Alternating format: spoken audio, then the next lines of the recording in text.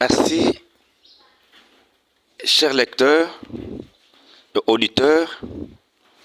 Nous sommes dans la prophétie de Dieu donnée à l'apôtre Jacob Fouani sur le plan de Dieu sur la RDC, les quelques pays et sur les causes et la situation socio-politique actuelle de notre pays et le rétablissement du Congo.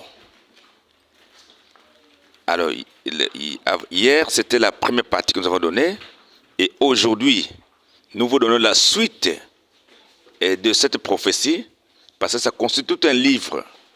Et ceux qui désirent l'acquérir, voilà, les coordonnées ont été données, et vous pouvez nous contacter par ces coordonnées-là, et pour avoir l'intégralité de ces livres qui est bénéfique et pour le peuple congolais et pour le monde entier.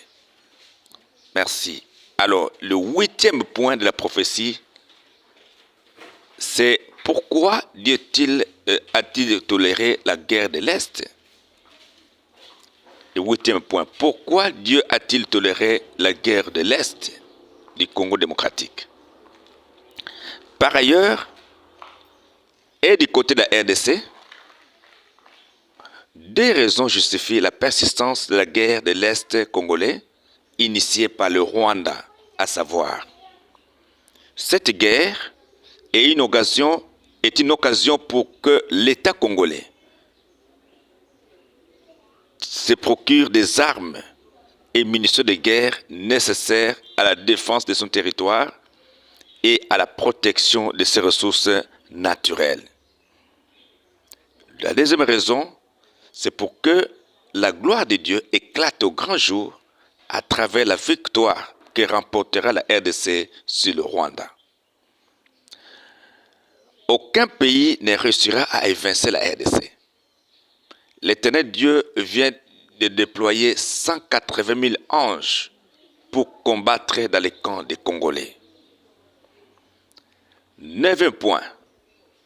Une rébellion en gestation en France visant la partie Burundi-RDC. Un élément rwandais avec l'identité congolaise est en train d'être préparé par la France comme pour venir revendiquer ses droits à la RDC et va récupérer une partie de terre et du côté de Burundi et du côté congolais. Mais à la question de savoir pourquoi des guerres à répétition dans la partie est de la RDC, est-ce à cause de leur richesse? S'est interrogé l'apôtre Jacob Fouani. Par l'affirmative, le Seigneur a répondu. En effet, les ressources naturelles et la colère de Dieu contre les ancêtres de l'Est congolais sont à la base de ces guerres-là. Par le fait qu'ils avaient la manie de tuer les serviteurs de Dieu envoyés pour leur prêcher la parole de Dieu, ces actes posés ont énervé Dieu à tel point qu'il les livre aujourd'hui aux mains des ennemis qui leur font la guerre à tout moment. La victoire de la RDC sur le Rwanda fera en sorte que le Congo soit respecté par d'autres pays du monde. Les démons mosquis qui siégeaient entre le Rwanda et la RDC a été anéanti par les prophètes majeurs congolais. Ces démons et les démons martisal étaient toujours invoqués par Paul Kagame. Dieu est aussi contre le Maroc pour ses forces démoniaques qui soutiennent le Rwanda. Il y aura une guerre entre la France et la Russie. Par la suite, la France sera vaincue par la Russie, et cela pour avoir causé beaucoup de maux à la RDC en particulier et au continent africain en général.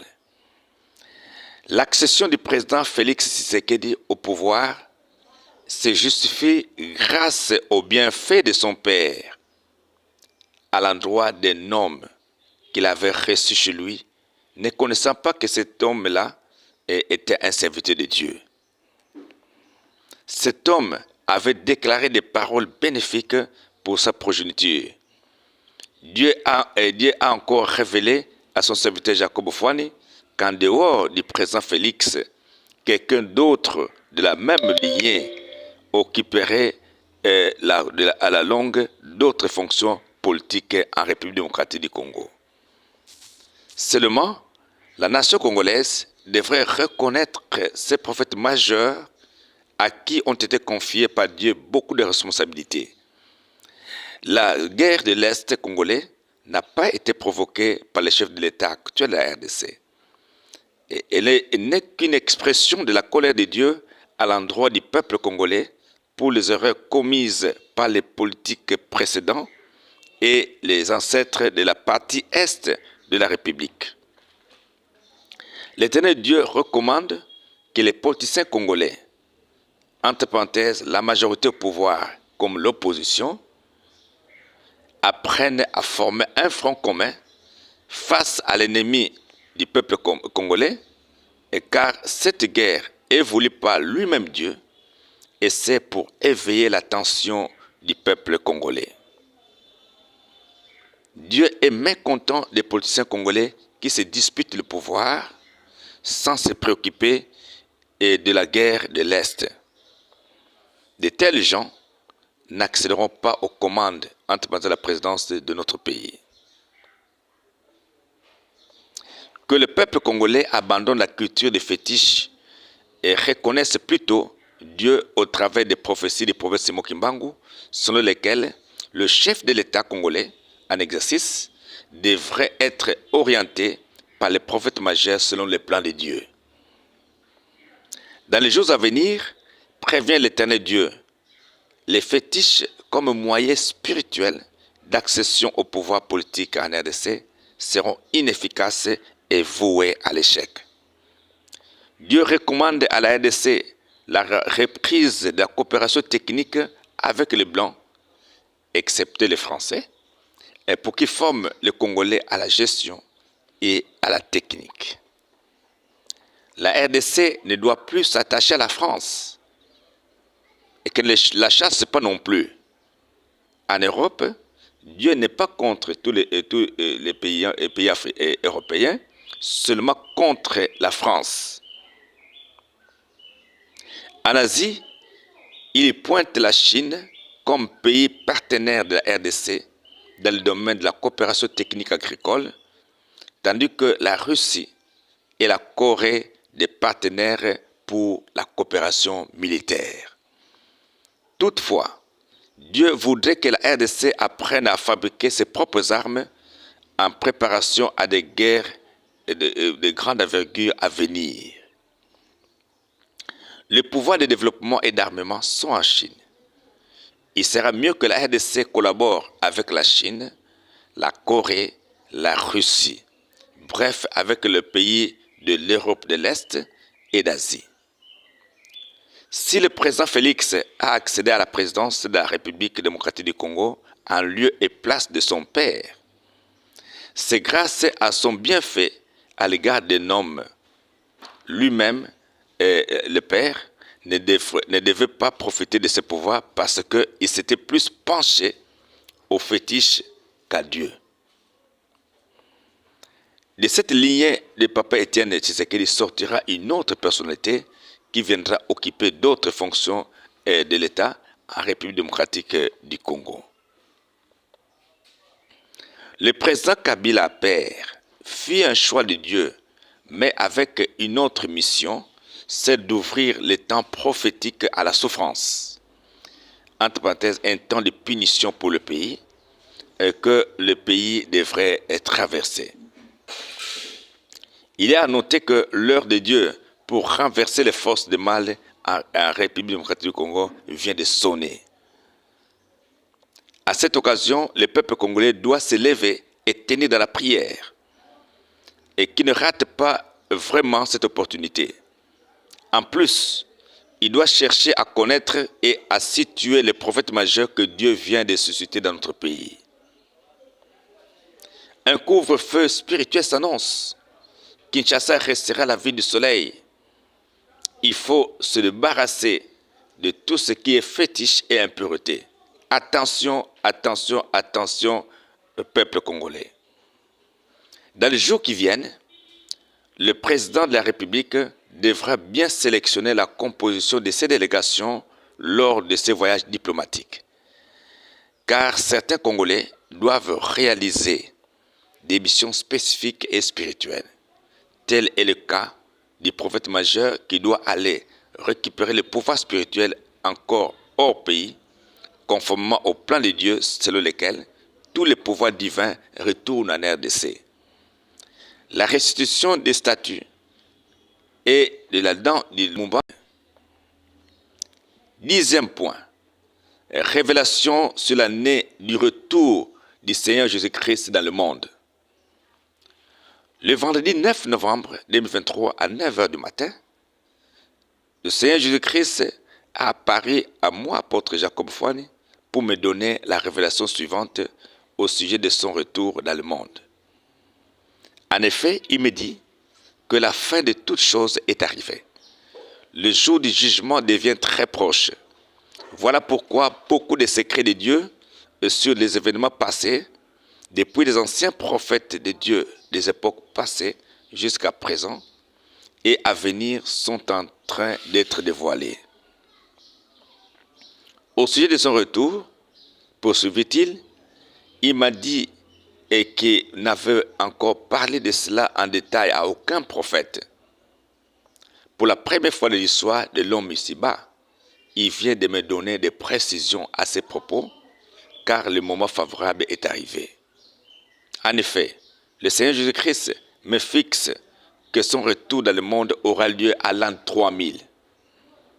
Il me dit de prêcher sur la repentance et que les gens renoncent à toutes les actions méchantes qu'ils commettent d'habitude.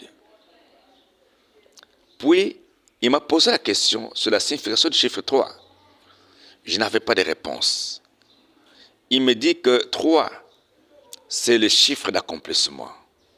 Il ajoute que désormais, fini la réincarnation, comme je viens de dévoiler le secret de l'année de mon retour dans le monde.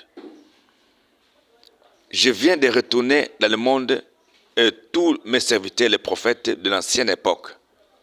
Entre l'an 1966 et l'an 2000, j'ai commencé à les envoyer. Et jusqu'en 2017, le nombre total de prophètes déjà envoyés s'élève à 776 000 prophètes, dont 37 000 sont envoyés en Afrique. J'attire dès lors l'attention des parents sur les enfants qui naissent ce jour. Nombreux d'entre eux ont le don de prophétie. Et sachez que Satan aussi vient de déployer à travers le monde un grand nombre de démons qui sont nés comme des humains et qui viennent étouffer l'œuvre des enfants prophètes. Dieu a révélé que Satan venait d'envoyer un démon très puissant au nom des princes du monde. Et quand il était au royaume des cieux, et il portait le nom d'ange Phaël. Alors, ayant son siège dans les airs, il a pour mission, donc ce démon-là, de détruire les étoiles des enfants prophètes qui naissent dans le monde. Et dans cette mission, il travaille de mèche avec un groupe de demi-démons. Il a été envoyé depuis l'an 2000, mais il vient d'être dévoilé par Dieu le 25 novembre 2023. Il envoûte les enfants et leur donne l'esprit d'incompréhension. Ainsi, une mise en garde est lancée aux mamans de manière à ce qu'elles veillent à ne pas confier les têtes de leurs enfants auprès de n'importe quel serviteur. Car beaucoup se sont déguisés en pasteurs pour étouffer, sinon détruire l'étoile des enfants prophètes qui naissent. Qu'elle les protège bien. En Afrique, et plus particulièrement en RDC, il vient d'envoyer plusieurs prophètes renaître. Pourquoi en RDC? C'est pour aménager le siège de Dieu.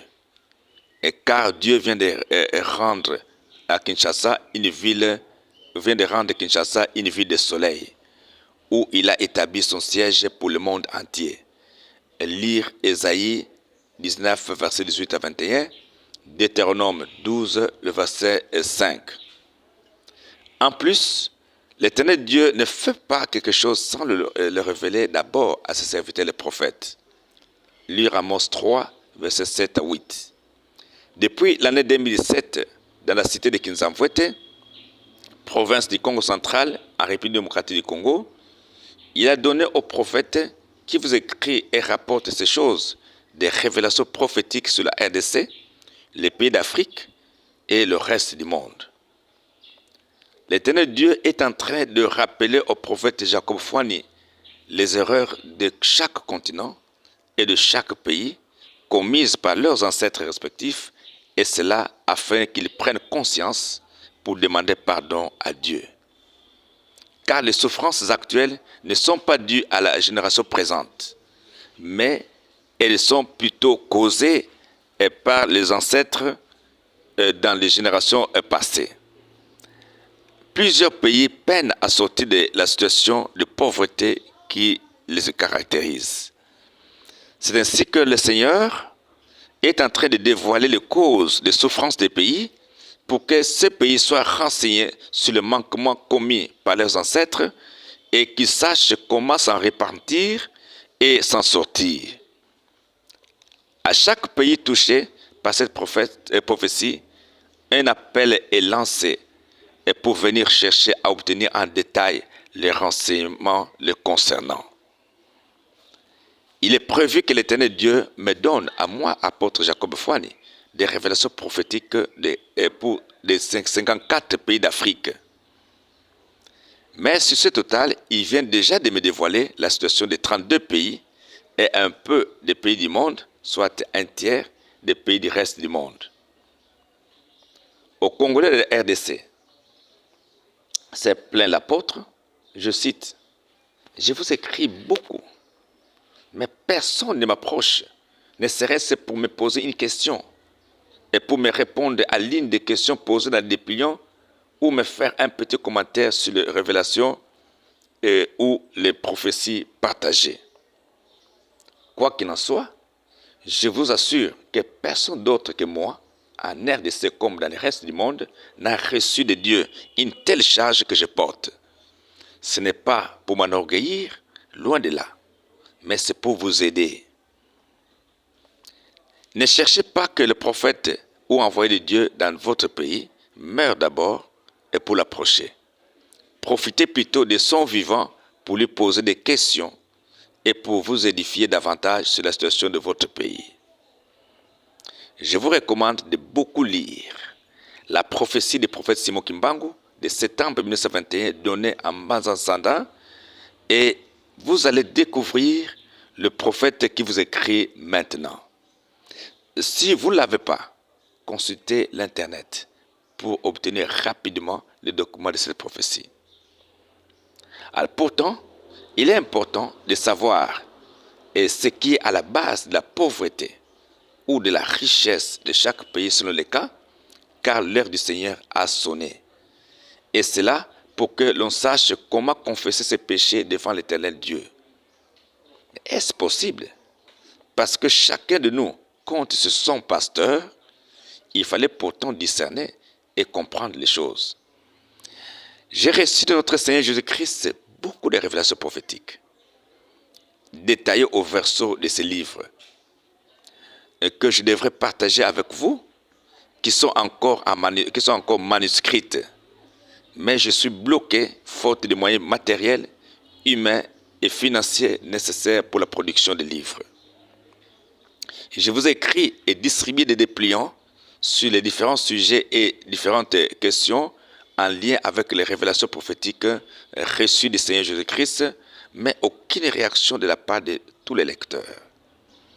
Je lance un appel pathétique aux hommes et femmes de bonne volonté pour soutenir financièrement, matériellement et intellectuellement ces œuvres d'importance capitale pour notre pays, la RDC en particulier, et pour l'Afrique et le reste du monde en général. Car j'ai reçu du Seigneur Jésus-Christ une lourde charge que seul je peux supporter sans votre concours. 11, révélation sur le nombre de pasteurs préparés par Satan pour bouleverser les plans de Dieu en RDC. En 1995, le vendredi d'une certaine date, notre Seigneur Jésus-Christ est venu se révéler à moi à Porte Jacob Fouani. C'était dans la ville de Boma, en province du Congo central, en République démocratique du Congo. C'était pour m'informer que 1500 pasteurs étaient allés dans le monde des ténèbres dans le but de consulter Satan lui-même et d'obtenir de lui des fétiches. À son tour, le diable envoya 1500 démons pour venir envoûter les Congolais et détourner leur attention du plan de Dieu pour la RDC. Informé de ce plan, Satan mobilisa le nombre de démons mentionnés ici pour venir égarer les Congolais par de fausses doctrines ou de faux enseignements bibliques. Il est important de noter que Dieu a toujours utilisé un prophète majeur pour délivrer une nation ou un peuple. Les prophètes de Dieu peuvent être nombreux dans un pays, mais il n'y a toujours eu qu'un seul prophète comme leader et que nous appelons ici prophète majeur. C'est le cas de la RDC, notre pays, qui, à l'heure qu'il est, héberge un prophète majeur. C'est lui qui est en train de partager avec vous les révélations prophétiques sur le pays, les 54 pays d'Afrique et le reste des pays du monde. Je réitère ici mon appel aux lecteurs à me soutenir financièrement, matériellement, intellectuellement dans l'exercice des lourdes charges spirituelles des pays d'Afrique et du reste du monde me confiées par Dieu. J'ai grandement besoin de payer le personnel et d'acheter des matériels de bureau pour que je sois capable de mettre au propre le gros des messages de Dieu encore en manuscrit et partant de produire des livres destinés au peuple de Dieu de la RDC, d'Afrique et du reste du monde. Ces livres sont pour le bonheur des peuples, le progrès des nations et vont beaucoup servir dans les sites touristiques du pays. Il faut que le pays puisse veiller sur ses ressources naturelles, notamment la terre, l'eau, les pierres précieuses, car par elles, ces ressources naturelles, les pouvoirs de la RDC sont dépossédés et volés. La France a pris le pouvoir de la RDC à travers un diamant. Les États-Unis d'Amérique, eux, ont pris le pouvoir de ces pays par le biais du pape Jean-Paul II lorsqu'il baisa le sol congolais à son arrivée en 1982 à Kinshasa. Point 12. Le plan de Dieu concernant le pouvoir politique en RDC. Ce n'est pas un Mukongo que le pouvoir politique aurait dû commencer en RDC. Mais ces Mukongo n'avaient pas obéi ni fait la volonté de Dieu. Si le Mumba était toujours contre Kasavubu, c'est parce que celui-ci s'était penché plutôt du côté des Blancs que du côté de ses frères africains.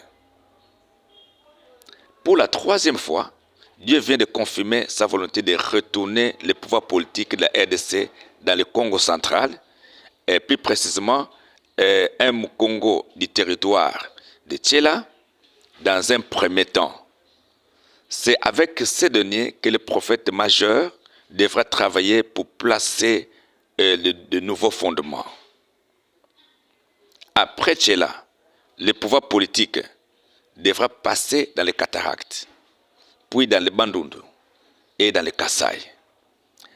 Dans la suite, viendra le tour d'autres ethnies pour mener le leadership politique de la RDC. Dans le Congo central, Dieu aime plus le territoire de Tchela, Lukula et Sekebanza.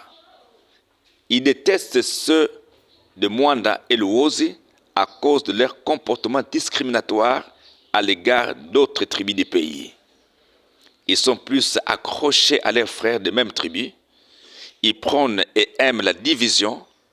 Et lorsqu'ils ont médité un mal ils finissent par l'accomplir et l'exécuter.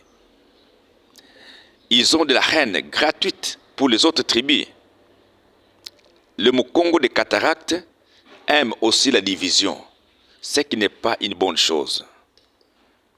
C'est du territoire de Sekebanza que provient le leadership spirituel de la RDC.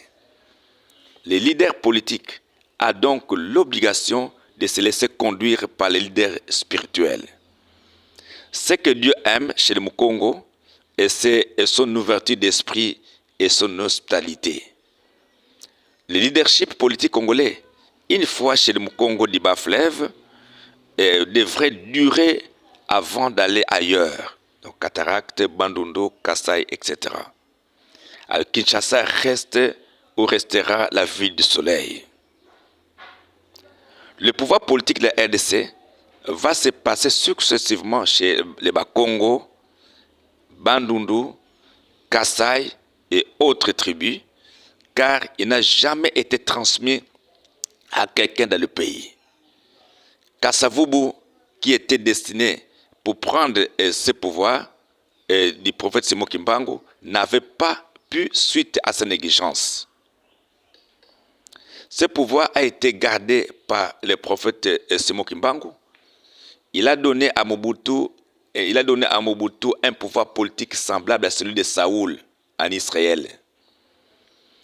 Si Kasavubu avait pris ce pouvoir, il n'aurait pas été ballotté si facilement et comme il a été. Tous ceux qui accèdent actuellement à la présidence de la RDC n'y sont que de façon provisoire et rien de durable peut être attendu d'eux. Ici est de rappeler ici que certains opposants congolais sont de bons candidats potentiels à la présidence, mais le mal avec eux c'est qu'ils se précipitent au pouvoir avant le temps marqué. D'autres vont consulter des marabouts pour y parvenir. D'autres encore combattent aussi les bonnes actions des autorités politiques en place. Voilà qui les discrédite. 13e point. Des comportements détestables de certaines tribus de la RDC. Voici ce que je déteste, moi, l'Éternel Dieu, chez certaines tribus du pays. 1. Chez les Swahili, l'esprit individualiste et divisionniste. 2. Chez les Bangala, la tête dure. C'est un peuple têtu, voulant toujours dominer les autres et déterminer tant en bien qu'en mal. Mais le Seigneur apprécie leur côté autoritaire. 3. Bandundu, ils aiment aussi rester entre eux ou la coterie. 4. Katanga, l'esprit divisionniste, la coterie. Les Katangais préfèrent rester entre eux et ont du mal à supporter d'autres tribus. En ce qui concerne les langues, Dieu souhaiterait que le Kikongo se parle plus et qui domine le reste des langues du pays. 14e point. Plan de Dieu pour le retour des prophètes en RDC, en Afrique et dans le reste du monde. Dieu vient de retourner en RDC beaucoup d'anciens prophètes, au nombre desquels se trouvent notamment Enoch, Samuel, Jacob, David, Josaphat et j'en passe. C'est Josaphat qui vient pour diriger le pouvoir en RDC. Si tous ces prophètes reviennent en RDC, c'est parce que Dieu a établi son siège dans ce pays. Il est à noter que tous les grands prophètes de la Bible ont l'Afrique pour origine. L'esprit du prophète William Branham vient aussi siéger en RDC. Tous les différents prophètes revenus sont à l'œuvre sous la houlette du prophète Simon Kimbangu. Sans renaître à nouveau, le prophète Simon Kimbangu et le prophète William Branham vont surgir comme ça en RDC. Sur les 776 000 prophètes envoyés dans le monde actuellement, 37 000 se trouvent en Afrique afin de préparer le peuple de Dieu au temps de la fin. Pour ceux qui sont envoyés en Afrique, leur siège, c'est en RDC. Il faut pour cela faire très attention aux enfants qui naissent actuellement. Ne pas accepter qu'ils soient touchés par n'importe qui, éviter qu'ils ne fassent de longues études au risque de les pervertir. Le corps du prophète Simon Kimbangu a été pris sans en avoir la révélation, pouvant leur permettre de prendre aussi son pouvoir. À ce sujet, certains de ces pouvoirs, différents pouvoirs, sont encore bloqués. Il faudrait un prophète majeur venant du Congo central pour libérer la RDC et l'Afrique tout entière. En RDC, 50 prophètes et 2000 serviteurs craignant Dieu sont agréables à lui. Que le pasteur et prophète mineur de la RDC arrête d'être orgueilleux. Le Seigneur les connaît tous et voudrait qu'ils soient connectés au seul prophète majeur de la RDC. À noter que chaque nation a des points forts et des points faibles. Faire attention avant de conclure une alliance de mariage. 15e point. Plan de Dieu pour la protection des Africains et le pouvoir du prophète Simon Kimbangu. Le deuxième pouvoir qui doit fonctionner en Afrique, c'est le site Kulumbimbi, en Angola. C'est ce pouvoir qui donne la domination, le fonctionnement et la protection des pays africains. Un vent sortira de ces sites. Il faudra même que le prophète majeur aille délivrer ce pouvoir encore bloqué dans une maison. Il devra se tenir à l'écart à la sortie du vent impétueux de cette maison, vent qui se répandra sur toute l'Afrique. Les pouvoirs détenus par le prophète Simon Kimbangu n'ont pas été pris lorsque son corps a été exhumé, faute de révélation et de la personne indiquée pour le faire. À ce jour, ces pouvoirs sont restés captifs en ce lieu. Il faut donc l'intervention d'un prophète majeur pour aller les libérer. 16e point, Dieu est contre la pratique de toute forme de racisme en RDC. Dieu est contre le racisme et dit que les pays, les peuples, les tribus qui se divisent ou s'affrontent entre eux ne seront pas bénis. Il va seulement bénir ceux qui prônent l'unité. Le blanc et le noir sont comme l'aîné et le cadet. Et ce n'est vraiment pas bon d'aimer l'un et de haïr l'autre, tous deux étant issus d'un seul et même Père. Dieu ne veut pas ce genre de comportement. Au gouvernement congolais, il est recommandé de réprimer sévèrement les actes de vandalisme entre le Kuluna, d'assassinat, de vol, d'accoutrement et de légèreté portant atteinte à la pudeur et de restaurer l'autorité de l'État sur l'ensemble du territoire national. Il doit éviter les slogans des droits de l'homme ou de démocratie qui favorisent l'introduction et le développement du mal. Et ça paraît comme une façon de faire des observations à Dieu et qui l'a mal fait d'avoir créé deux races, noires et blanches. Or, le Seigneur étant omniscient, il sait ce qui l'a motivé à créer les deux races. Chaque fois que nous débordons de cette manière-là, nous exerçons un contrôle sur Dieu et parvenons à dire qu'il n'est pas intelligent. Et ceux qui se comportent de cette façon-là commettent un péché devant l'Éternel Dieu. Le premier à prôner le racisme, c'est notre ancêtre Caïn. Et donc, les tenants du racisme sont de la lignée de Caïn.